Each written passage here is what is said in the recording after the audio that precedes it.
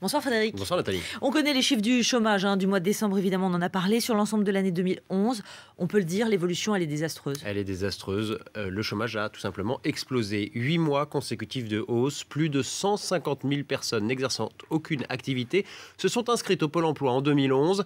Cela représente une augmentation de 5,6% sur cette année. Augmentation de 5,6% également si l'on prend en compte ceux exerçant une activité réduite, soit 225 000 inscrits de plus. Aujourd'hui, 4,27 millions de demandeurs d'emploi sont recensés. Avec les départements d'outre-mer, on dépasse même les 4,5 millions.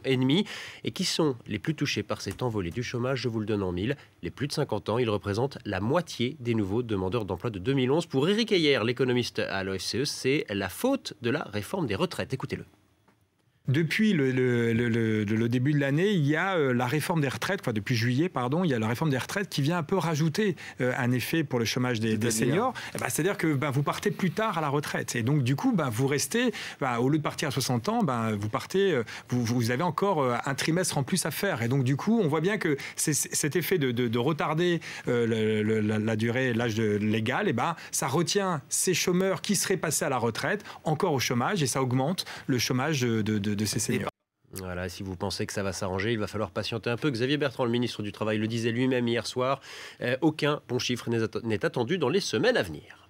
L'écho en plus, Frédéric, c'est la possible entrée des Chinois dans le nucléaire français. EDF serait prêt, en effet, à associer son homologue chinois à la construction de réacteurs nucléaires en France. C'est une information qui vient de nos confrères du Nouvel Observateur. Un protocole d'accord aurait déjà été signé en avril 2010 entre les présidents des deux groupes.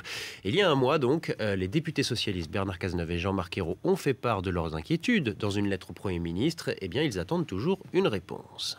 Merci beaucoup, Frédéric. L'écho avec vous.